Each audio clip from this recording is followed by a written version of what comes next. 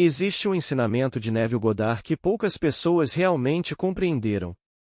Ele declarou algo que pode mudar completamente a maneira como você vê a vida, Deus e a si mesmo. Você é um ser cósmico. Segundo Neville, Cristo não é um homem que viveu há 2000 anos. Cristo é um modelo divino escondido dentro de cada ser humano. Um único ser caiu neste mundo para se tornar todos nós. E esse mesmo será despertado dentro de cada indivíduo. Neste ensinamento profundo de 1969, Neville revela o verdadeiro significado da queda do homem. Por que Deus está escondido dentro de você? O mistério do nascimento espiritual dentro do crânio. Como cada pessoa despertará como Deus Pai? Prepare-se. Porque, se isso for verdade, você não é apenas humano. Você é um ser cósmico em processo de despertar. Esta noite, quero que vocês pensem em Cristo como um ser cósmico que contém a todos em si. Tendo morrido por todos, este único ser está em todos e ressuscitará em todos. Somente um ser pode ressuscitar, pois somente um caiu. Tendo destruído deliberadamente o seu templo na queda, Deus, este único ser, está reconstruindo o seu templo a partir dos redimidos, para que ele se torne algo muito maior do que era antes da sua destruição. Um único ser, contendo todos em si, caiu neste mundo de morte para se individualizar como você, como eu. Esse mesmo ser ressuscitará em todos nós, individualmente, e quando isso acontecer, o nome Divino Senhor será conferido ao indivíduo em quem ele ressuscitou. Na maravilhosa carta de Paulo aos Coríntios, ele nos diz, e de agora em diante, não considero ninguém segundo a perspectiva dos homens, embora antes eu tenha considerado Cristo segundo a perspectiva dos homens, agora já não o considero assim. Por quê? Porque Paulo foi conduzido da tradição à autodescoberta. Embora estivesse determinado a destruir aqueles que acreditavam em um Salvador diferente daquele em que lhe for ensinado, Paulo descobriu que o Cristo de quem falavam era um modelo de salvação contido em cada criança nascida de mulher. Foi Paulo quem disse: quando aprouve a Deus revelar-se em mim, não consultei carne nem sangue. O modelo se desdobra de uma única maneira, e Paulo tentou descrever como se desdobrou nele. Não consigo encontrar os detalhes exatos em sua descrição, mas Paulo nos diz para imitarmos a Deus como filhos amados. Ora, para imitar alguém ou alguma coisa, primeiro é preciso ver ou ouvir. Como imitar algo que não se vê nem se ouve? Meu propósito é ensinar-lhes como imitar a Deus como um filho amado, pois a imitação só se realiza ouvindo o que aconteceu e crendo nisso. Agora, surge a pergunta: como podem os homens imitar aquele de quem nunca ouviram falar? E como podem ouvir se não há quem pregue? E como pode haver quem pregue se não for enviado? A fé vem por ouvir, e o que se ouve vem pela pregação de Cristo. Se, quando eu lhes disser que vim do Pai, vocês aceitarem minhas palavras e crerem que estou lhes dizendo a verdade, então depositarão toda a sua esperança nesta promessa e no seu cumprimento em vocês. Eu lhes digo: um só ser caiu para se tornar tudo, e um só ser se manifestará em tudo, conforme cada um for chamado de acordo com o seu propósito. Eu fui chamado em 1959. Ele pode chamar você esta noite, mas cada um de nós será chamado individualmente pelo mesmo ser que está se manifestando em tudo. Não consigo conceber nada comparável a isto, pois, a menos que nasçamos de um alto caminho, permanecemos no mundo da morte, girando a roda da recorrência indefinidamente. Posso assegurar-lhes, com base no que sei por minha visão interior, que todos escaparão. Deus não deixará nenhuma parte de si mesmo no mundo da morte. Ele é um único ser que, contendo tudo, caiu no mundo da morte. Esse mesmo ser, ressurgindo em cada um, individualmente segundo o seu propósito, reconstrói o seu templo a partir dos redimidos. Se você deseja imitar a Deus como um filho amado, primeiro precisa de um modelo a seguir. Isso é verdade em todas as áreas da vida. É necessário um molde no qual o metal fundido é vertido para formar uma peça. Jesus Cristo é o molde que deve ser perfeito como o vosso Pai Celestial é perfeito. A perfeição é um estado de fusão ao qual você deve ser reduzido. Seu corpo físico, quando queimado, é reduzido a pó, portanto, não pode ser este corpo que é reduzido a um estado de fusão. Não. Não é o seu corpo físico, mas o seu corpo espiritual. O cristianismo se baseia na afirmação de que uma determinada série de eventos ocorreu, na qual Deus se revelou em ação para a salvação do homem. Não tem nada a ver com nenhum indivíduo em particular. A história de Paulo, que precedeu os evangelhos em 20 ou 25 anos, não se preocupa com o que acontece com o indivíduo entre o berço e o túmulo. Se aquele chamado Jesus fosse carpinteiro, pedreiro, assentador de tijolos ou cafetão, isso não interessaria a Paulo. Ele estava interessado apenas no que acontecia com o indivíduo.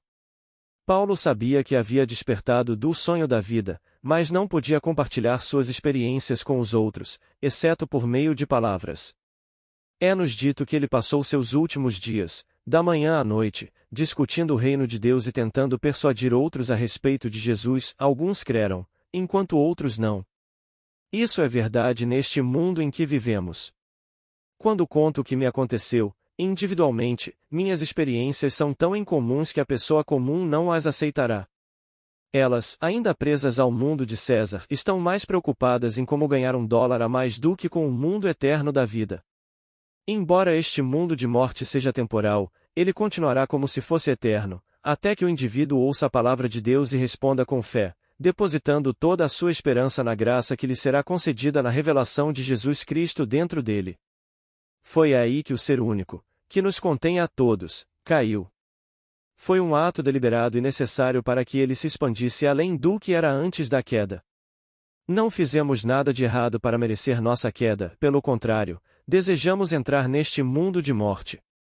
Concordamos em assumir essas vestes mortas, em sermos escravizados por elas e em vencê-las. Fizemos isso com a plena confiança de que aquele que nos contém a todos nos redimiria a todos.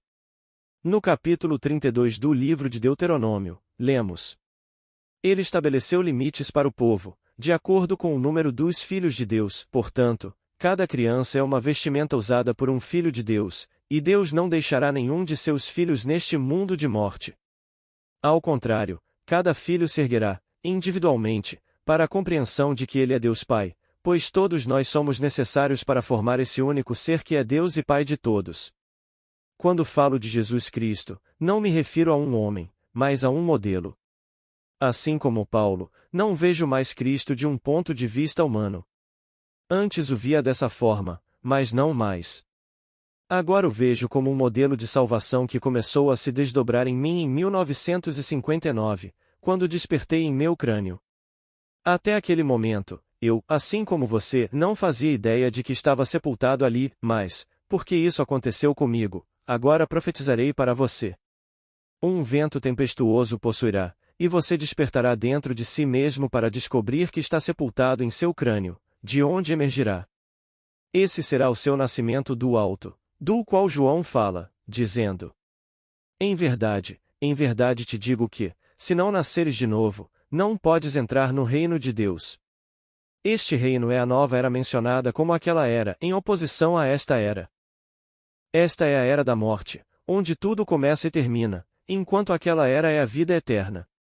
Tendo vencido o mundo da morte, Jesus Cristo, o modelo, se revela à medida que vocês ascendem, vitoriosos, ao mundo da vida eterna, pois vocês são os deuses que desceram, individualizando-se para ascender como o Senhor, pois não há outro ser.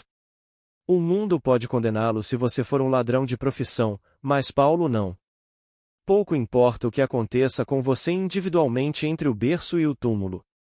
Mas importa muito se, ao ouvir minha história de salvação, você acreditar nela, pois então você romperá a casca e se elevará acima de toda essa tolice mundana. A história da salvação nos foi contada da mesma forma que foi contada a eles, mas não lhes trouxe benefício algum porque, acreditando que este mundo de morte era real, estavam mais interessados em alcançar maior intelecto e mais riquezas aqui, portanto, a história não foi recebida com fé.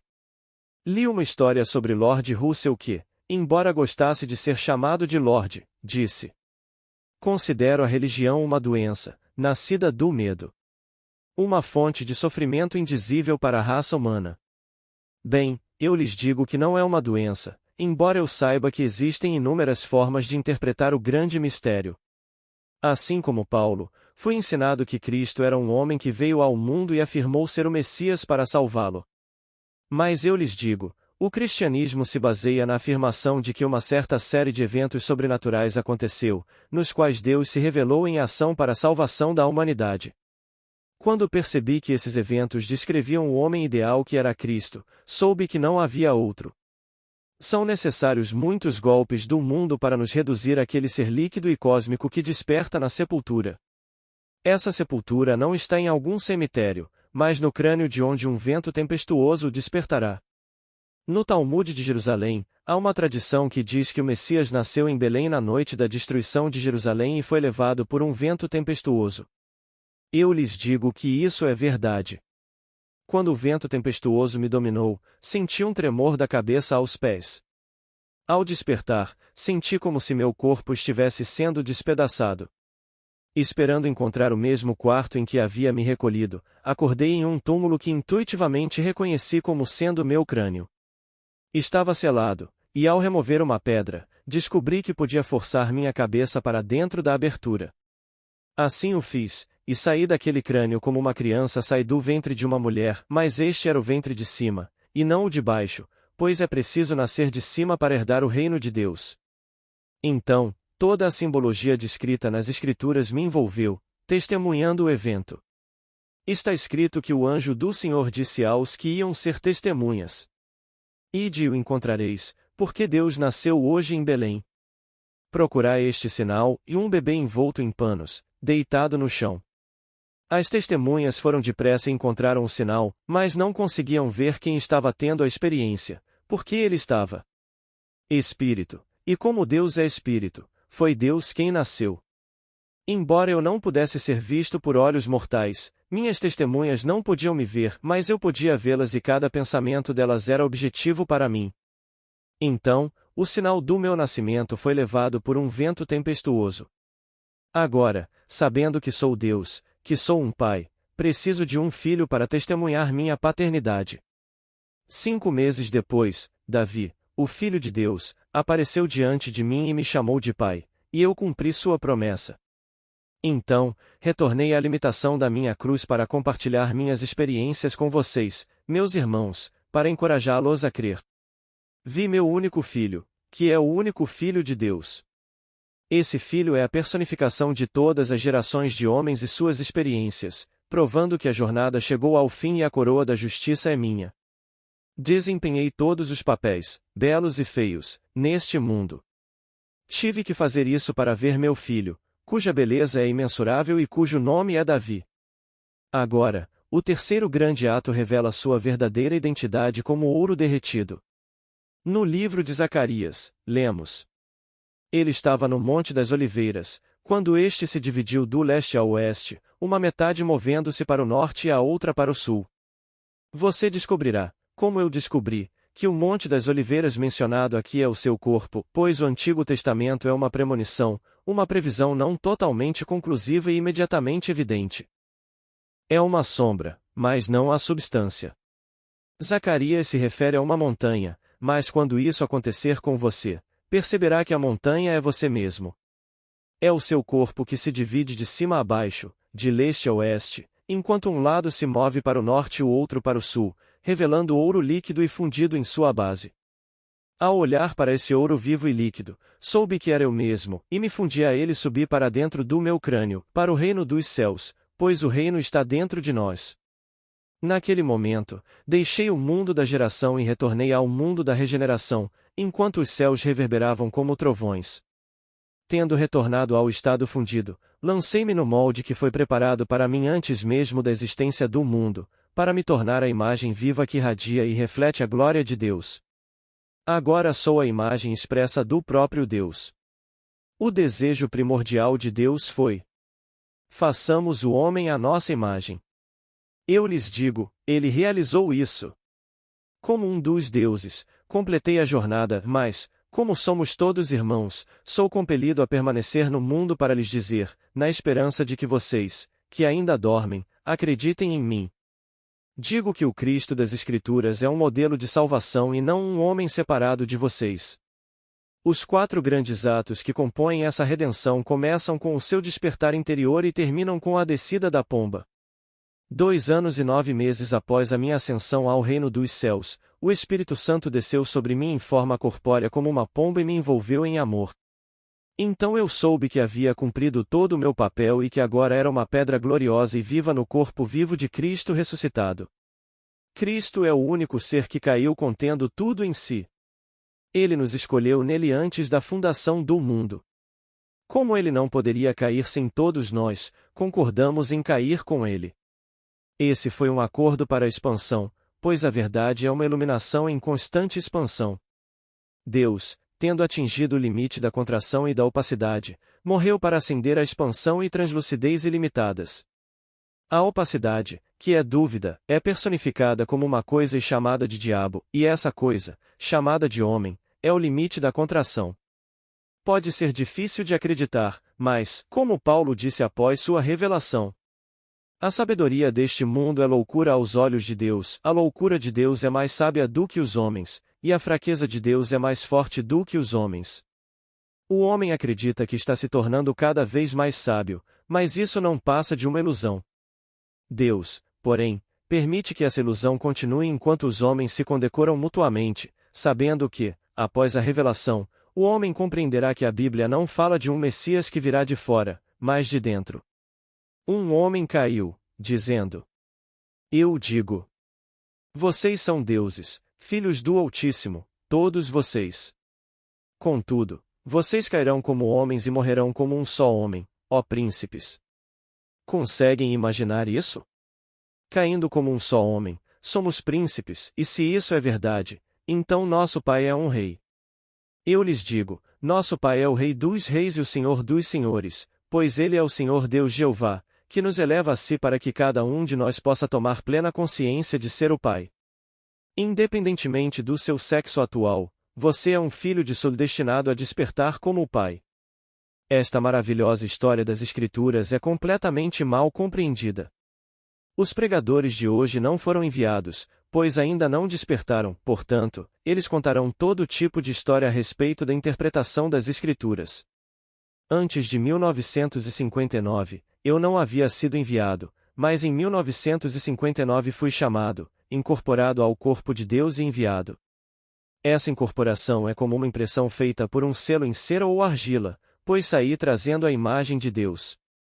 O olho mortal não pode ver essa imagem, e quando eu morrer aqui, meu corpo físico se desintegrará como todos os corpos.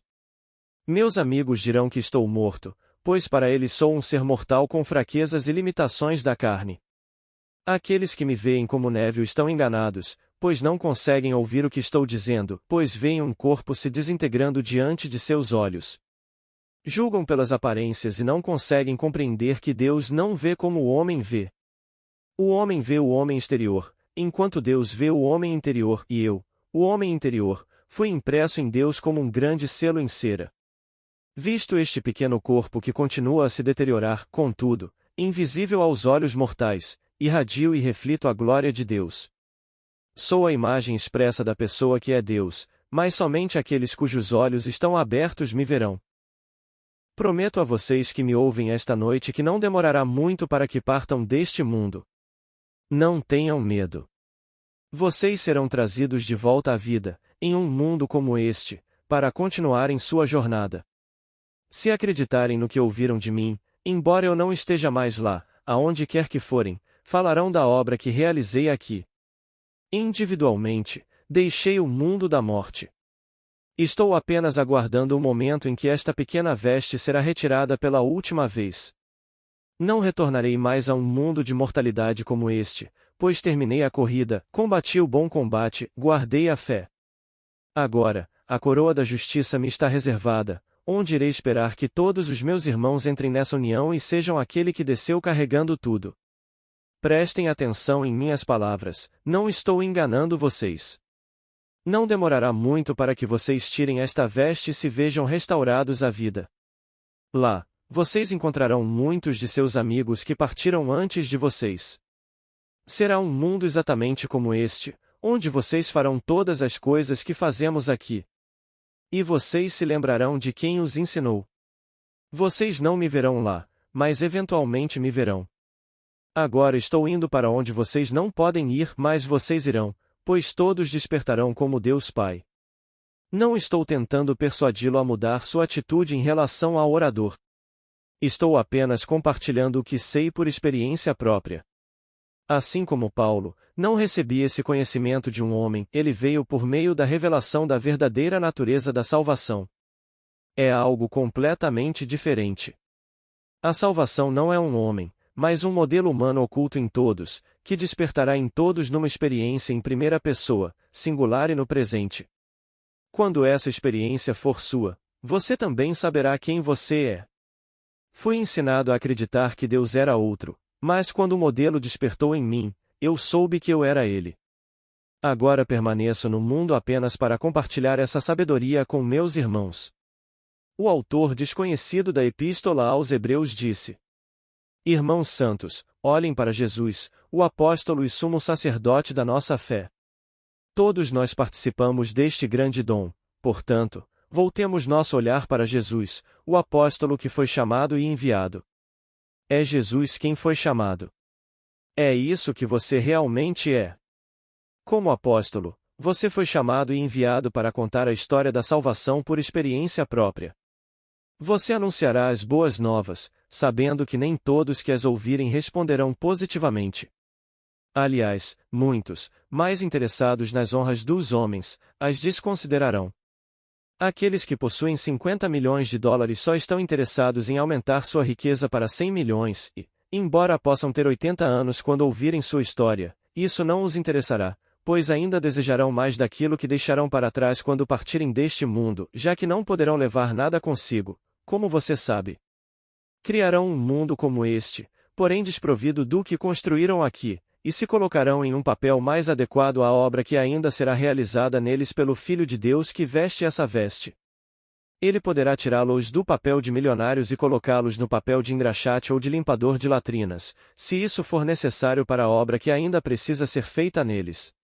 O mundo para o qual eles vão é tão real quanto este. Sei disso por experiência própria.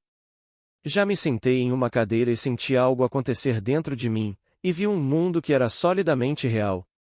Conforme minha consciência seguia a visão, eu entrava nesse mundo e ele se fechava sobre mim, enquanto este mundo se fechava. Enquanto estava nesse mundo, meu corpo era real. Era visto e ouvido por outros. Se, naquele mundo, eu tinha um corpo como este, e ainda assim aqueles que estavam aqui viam meu corpo adormecido em uma cadeira, como eu o obtive? Era tão real para mim e para aqueles que me viam e me ouviam lá quanto este corpo que vocês veem aqui agora. Vocês poderiam destruir este corpo, mas não teriam destruído aquele corpo naquele mundo. William Blake disse certa vez: o carvalho é cortado com o machado e o cordeiro é abatido pela faca, mas suas formas eternas permanecem para sempre e são reproduzidas pela semente do pensamento contemplativo. Quando entrei naquele mundo, eu sabia que era um homem chamado Neville. Eu tinha tanta consciência de ser Neville que me vesti com o corpo que era Neville, contudo, eu sabia que havia um corpo que era Neville, profundamente adormecido em uma cadeira. Como isso aconteceu? Pela semente do pensamento contemplativo. Quando você morre aqui, você se remodela à semelhança de quem você é, apenas reduz a idade para um tempo que lhe agrade. Um homem de 80 anos, sabendo o que sabe agora, terá um corpo de 20 anos, produzido pela semente do pensamento contemplativo. Quem faz isso? O Deus nele. Ele não passará pelo ventre de uma mulher, mas criará um novo corpo pela semente do pensamento contemplativo. Ele continua naquele mundo, assim como aqui, para morrer lá e recomeçar tudo de novo até ouvir a história da salvação e crer. Agora, vamos entrar no silêncio. Se você chegou até aqui, e essa mensagem fez sentido para você, escreva nos comentários. Eu sou um ser cósmico.